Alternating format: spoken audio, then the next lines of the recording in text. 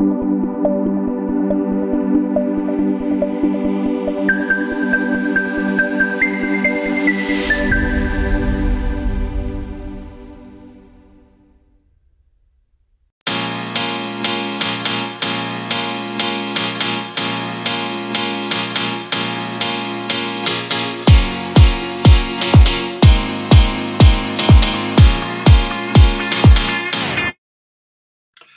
morning, everybody, and welcome to another one of the UKCCF podcasts. I'm joined today by my co-host, Chris D'Souza. Hi, Chris. Hi, Trevor. How are you today? All good. Yourself? Excellent. Really good. Really excited about today. Yeah, me too. And our guest today is Graeme Matheson, who's the planning and performance lead for the John Lewis Partnership. So welcome, Graeme, to today's discussion. Hi, good morning, Trevor. Good morning, Chris. Thank you for your time this morning. It's a pleasure to be here. It's great to have you here. So let's go straight into today's questions. So let me kick this off.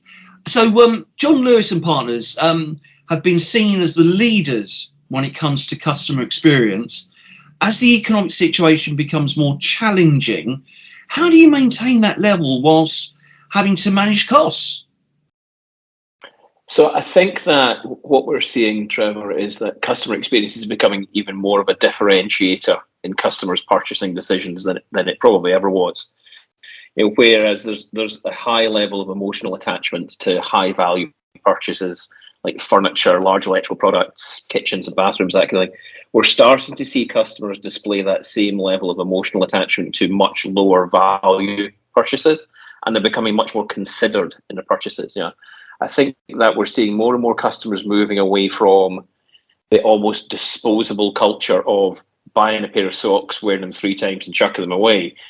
Customers now expect any product that they buy to last.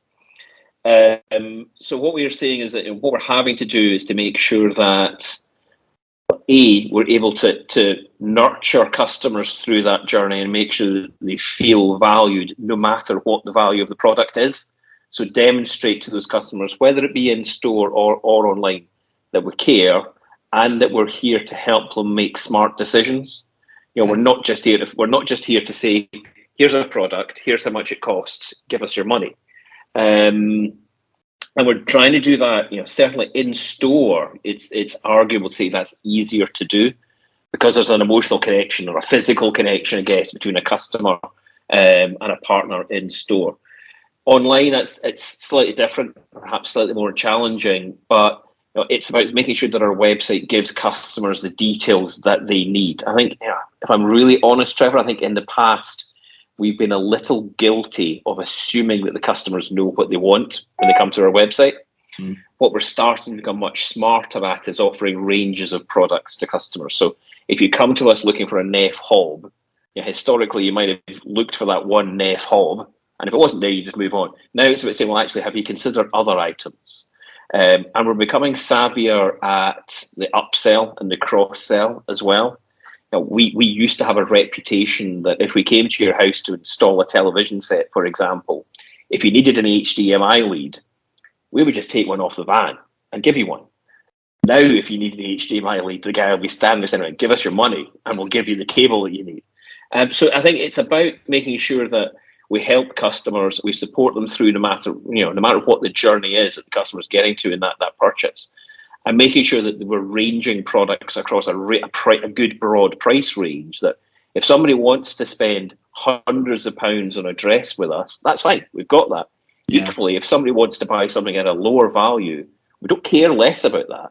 Because actually, the reality is if somebody's spending a smaller value, they might spend more and more of that money. And that probably gets more into our own brand ranges.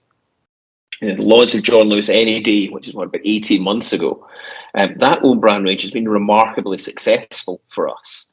And the practicalities of it are that the margin on own brand is way better than it is on branded goods. So the more of that stuff that we can sell, the better. So I think that what we're trying to do is to demonstrate to customers that we care. We're trying to stock products that the customers want. We're trying to stock them at a price point that is attractive to customers. we have to accept that our margins are being squashed. Margins are nowhere near what they used to be.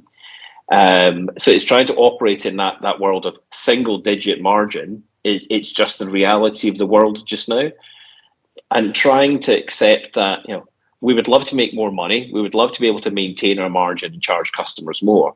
The reality is customers just won't come in. You guys just will not rock up to your local Waitrose and give us all of your cash if our tomatoes cost 4 times what they did 2 years ago. So it's about passing on the sensible amount of those cost increases to the customers and what's maintainable and achievable without getting to a price point that's just not right. So I think that, to come back to the question, how are we demonstrating it to customers? We're trying to deploy partners into customer journeys where we can really add value. So if you buy a relatively small product from us, if you buy a set of glasses from us, for example, they'll come to you via a courier. If you buy a large piece of furniture from us, it'll be partners that deliver that to you, bring it into your house and set it up, because that's the journey that a partner can really add value to. So you're experiencing that partner magic, is the phrase that we use, through your purchasing journey, and then through the delivery and installation, you're experiencing the power of the brand, the power of the partner, because we could genuinely make that experience difference. Something transactional, like a low value product, kind of doesn't matter how that gets to you, as long as it gets to you in one piece.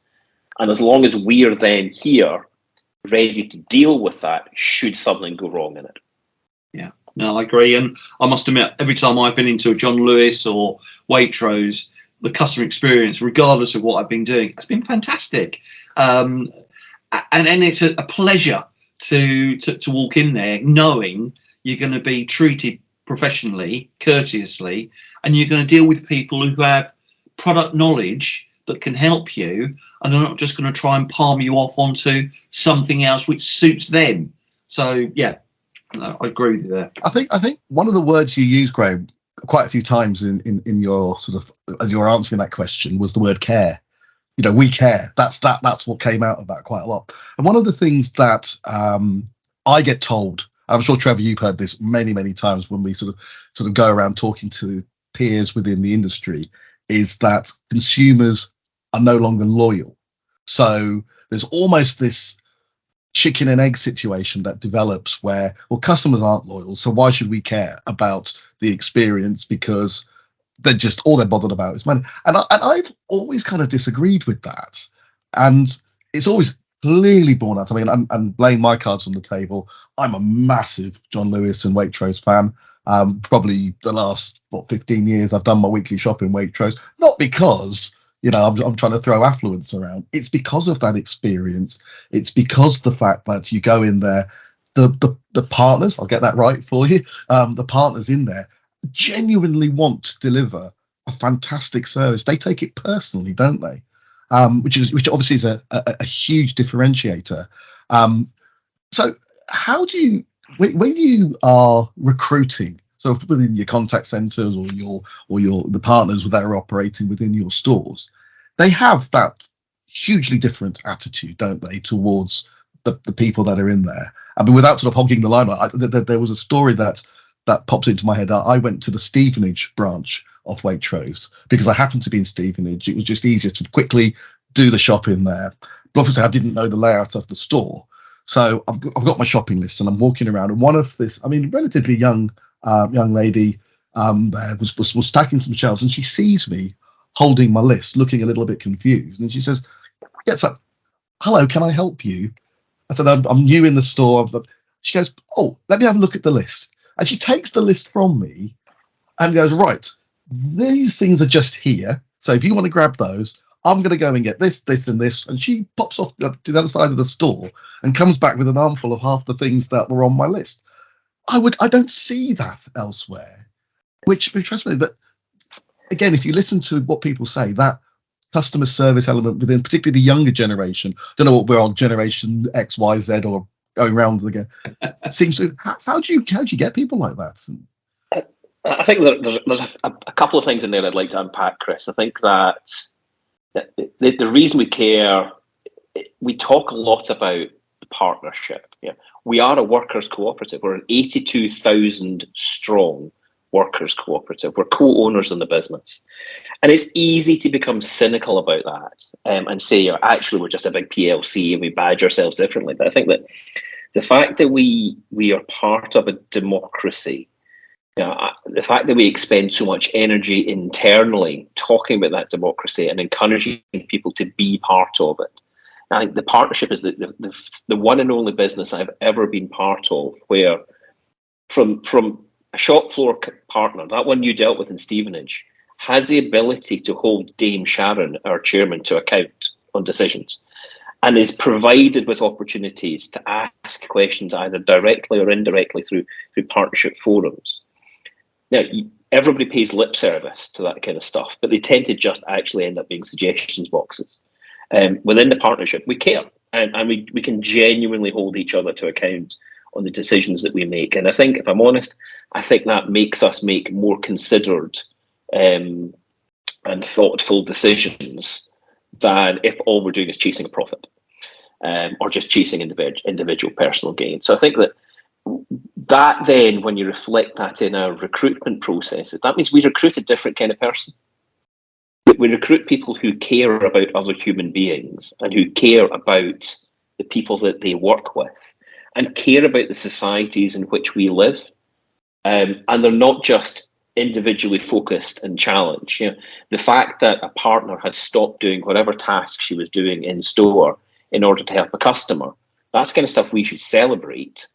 And I think it's fair to say that a whole bunch of other businesses would actually be questioning either why wasn't she so busy she wasn't aware of you, or what happened to the work that she ought to have been doing when she was getting your expensive bottle of Malbec off the shelf or whatever else you were looking for.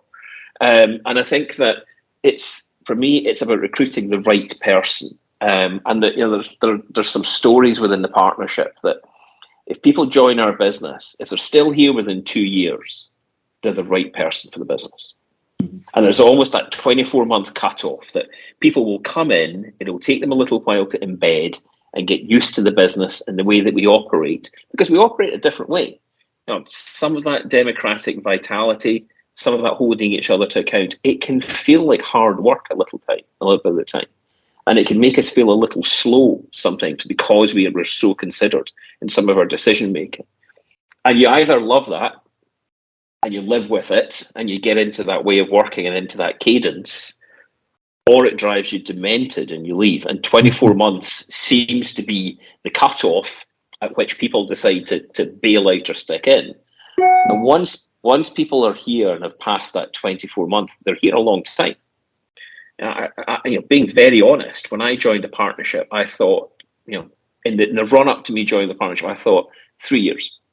I'll be out a solid 36 months. I'll give I'll give the partnership the benefit of my experience for 3 years, and then I'll bail out. 8 years later, I'm still here, and I'm still finding challenging, exciting, new things to be involved with. It's genuinely a great place to be part of.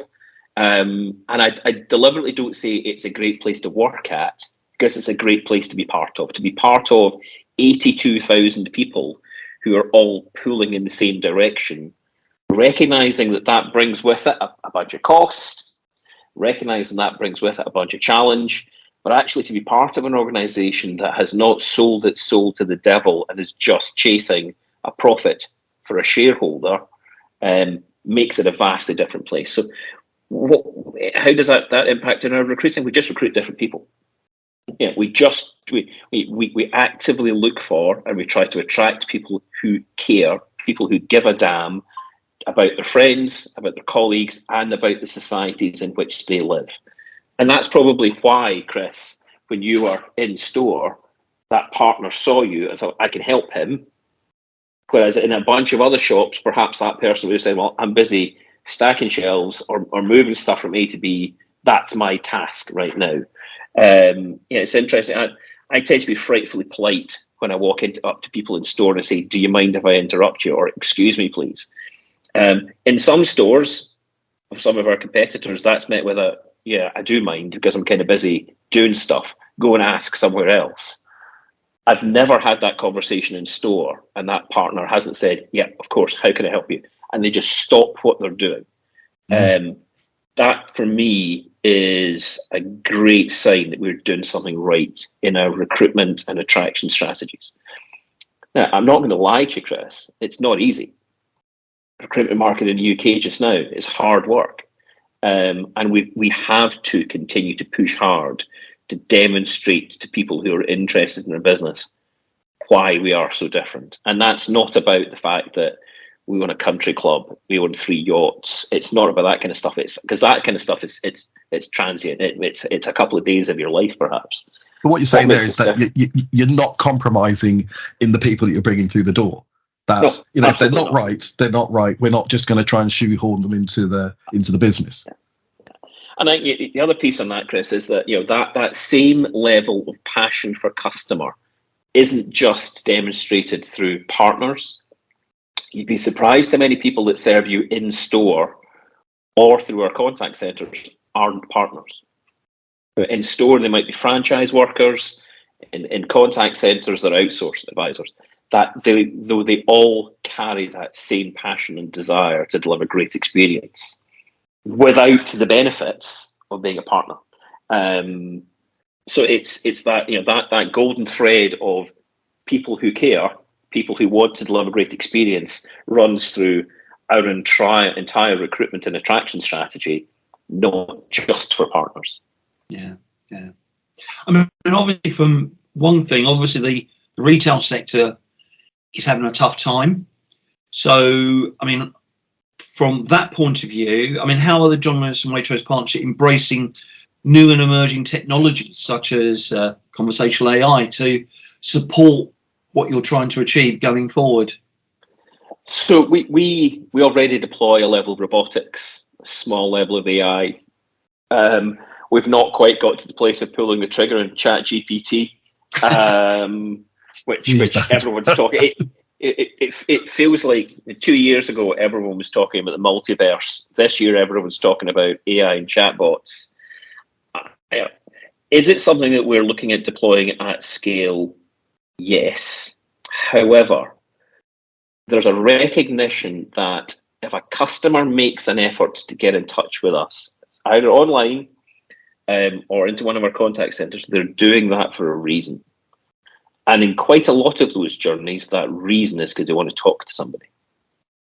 And I think we need to be really careful that we don't perhaps buy into the snake oil that's being sold by a bunch of these businesses that say you'll reduce your contact rate by 60%, 70%, 80%, because you won't.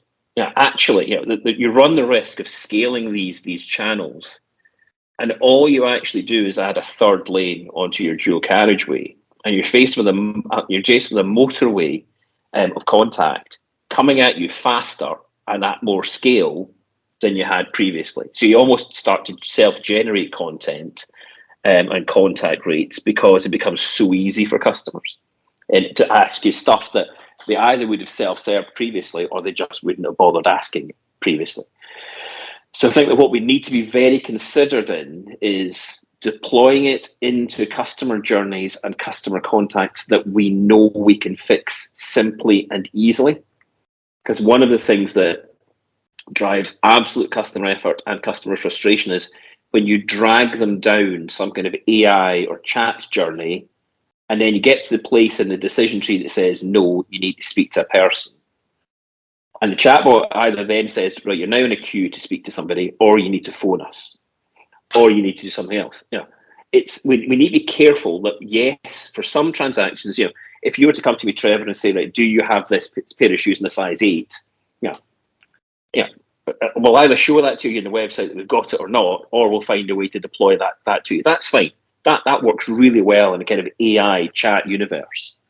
If you come to me, though, and say, I've had a sofa delivered and there's a problem with it, you don't want to talk to a chatbot. You want to talk to a human being that can fix that for you. So I think we need to look at it. Absolutely, we are considering it, and we're looking at how we scale it. But we will deploy the standard partnership lens of only do it if it's going to drive a great customer experience. I mean, I could decimate my customer contact center estate by launching a load of bots. But actually, all I'm going to have to do is recruit more people to deal with the carnage that deploying loads of bots creates. So it's probably not actually going to save me any money. And you'll hear salesmen talk to you about where you get your efficiency saving through concurrency and all that kind of stuff. Yeah, I get it.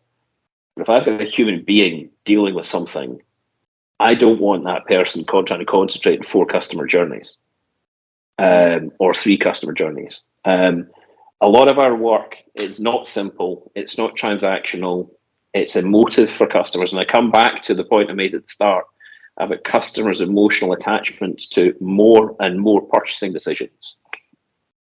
We can't segment our customers and say, well, you bought something expensive, so we'll talk to you. But Chris, you bought something cheap, so you get to talk to the bot. That's not the right way for a customer. And that's one of the things that differentiates us as a business is we're not going to just launch a contact channel and force our customers into it because it saves us a few quid off the bottom line. So I think that there are ways and means that we will deploy that, of course, will help us be more efficient and more cost effective, Trevor. I don't see AI and bots and some of the chatter that's floating around our industry about how much money they can save us, which, if I'm honest, I don't believe half of the chatter, because actually when you dig into the use cases, they tend to be there's a lot of chatter about deflection as much as anything else. And it works really well in low value transactional stuff and repetitive contact.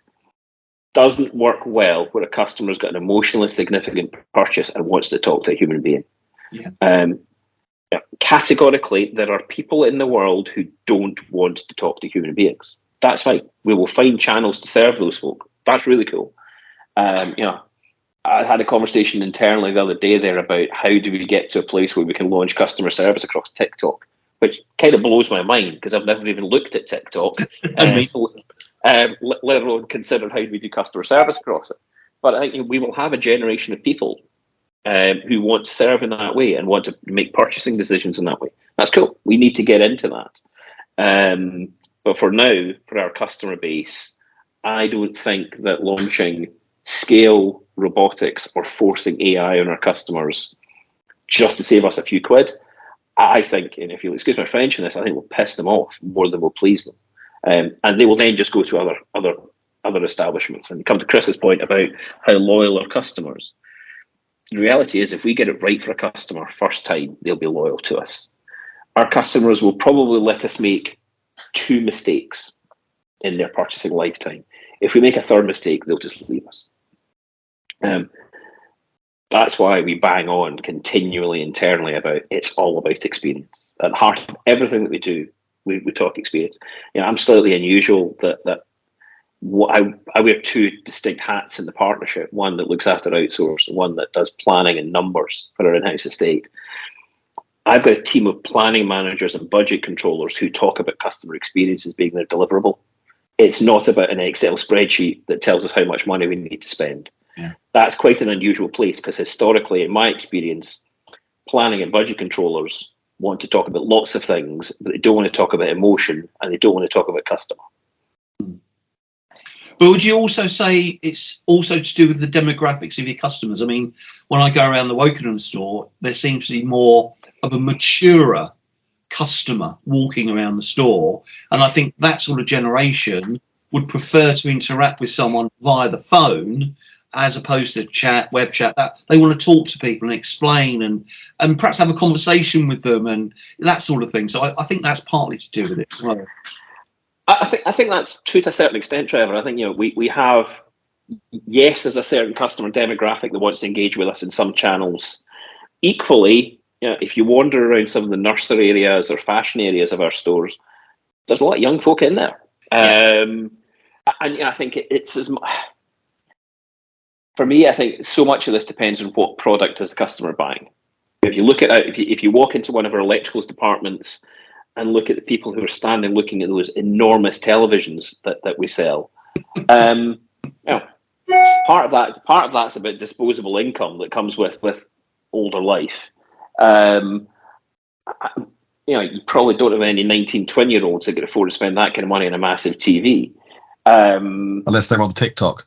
Unless they're a TikTok influencer, yeah. Parents along. Yeah, it could be. So I think for me, it's what we need to recognise is that we need to offer a range of service options, and we need to offer a broad range of products to try and suit all pockets and all customers. What we can't afford to do is to say, well, let's focus on the Chris and Trevors of the world because they're vastly wealthy and have a great disposable income, and let's ignore the early 20s because actually they're not particularly loyal. I think the reality is if we capture them at the right time and we can service them in the way that they want, then we'll have them for life. In 20 years' time, they then become the Trevors and the Chris's. Yeah. No, I agree with you there, definitely. And I think also, coming back to the technology piece, through the work that I do, and we get to see a lot of customers, organizations, putting requirements in front of us saying, this is what we're looking for. Can you help us find it? And they're essentially shopping lists of technology. A lot of it is what's the latest thing. You mentioned ChatGPT. The number of times this week alone ChatGPT has come up in a conversation is just mind-blowing. And generally people don't actually know what it is. It's something that they're told we should have.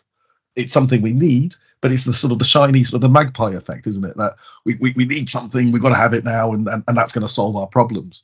But actually what's the message I hear from you, Graeme, is that what John Lewis is doing is saying, actually, we've got some really sensible practices which are based on experience and years of success. We're not just going to throw those out overnight without understanding what's actually the risk and reward for anything new that comes in, and actually have a real strategy as to why we want conversational AI, or why we want a bot, or why we want maybe ChatGPT in the future. I think you're dead right, Chris. I think that the mantra that we bang on about is it's customer first. It's got to be about customer first. Any tech that we deploy, if it's not making things better for customers, you have to question why we're doing it. Yeah.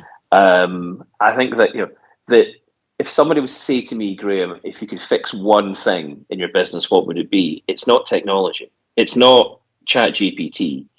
It would be about enabling people who face into our customers better to fix customers' problems. And it's as simple as first contact resolution. And it's first contact resolution, whether it's in store, online, or in a contact center.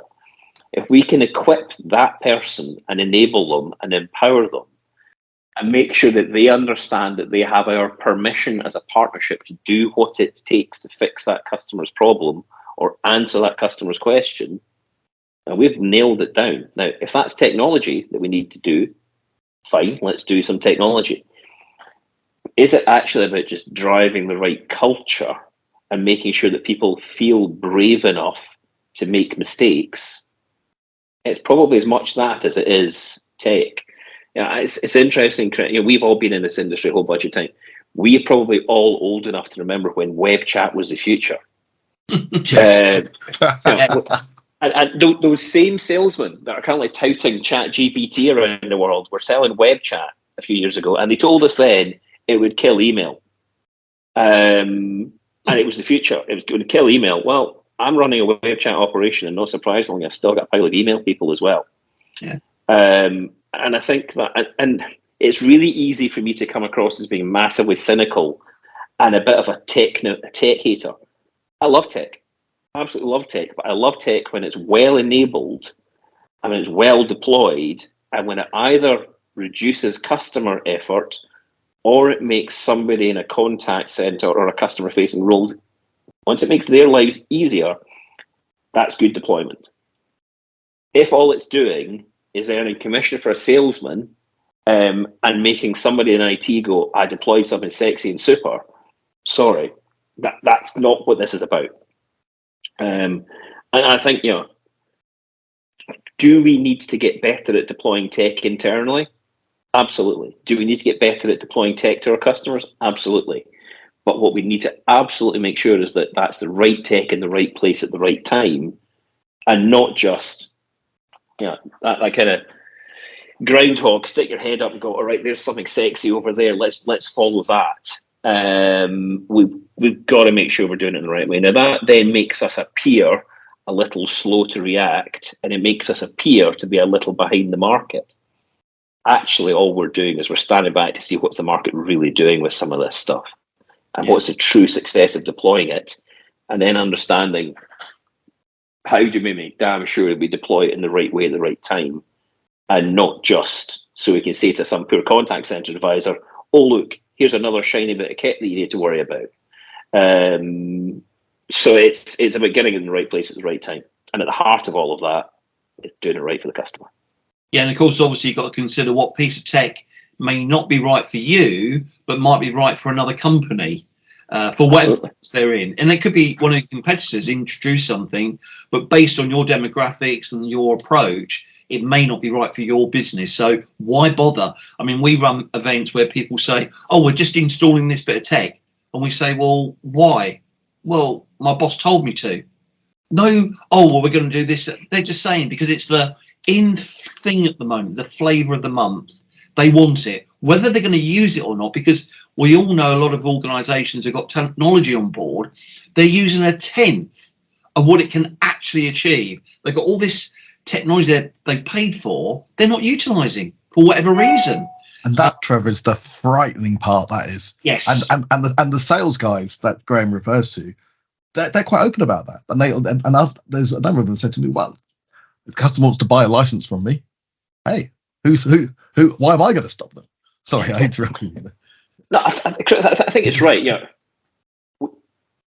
if you've bought a television set in the last 3 or 4 years, you've bought a smart TV. Yeah, you bought an internet-enabled smart TV with apps on it. The reality is the majority of customers then take that, plug a Skybox into it, or plug a Virgin Media box into it, and actually, or a Fire Stick, and use a fraction of the capability of those TVs.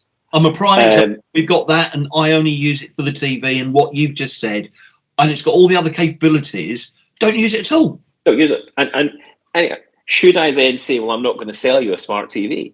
Of course not. I'm going to take your bloody money. And this is it's the same business model. I'm as guilty of it as any salesman. I'm not a downer in salesman. I think what we just need to make sure is if we're buying tech, we're buying it with an intent to deploy it in the right way, and not because it's the latest hot product that's flying around. Yeah, no, I agree. Great. Okay, well, look, I've really enjoyed this chat. It's been fantastic. Thank you so much, Graeme, for joining us. It's been an absolute pleasure listening to your views and thoughts on the world of contact centres and what's happening within the partnership at the moment. So thank you for that. Chris, thank you for joining me and asking the questions. Hope everyone's enjoyed today's session, and we'll look forward to seeing you on the next one. Thank you very much indeed. Bye for now. Thanks, everyone. Thanks, Graeme. Thank you.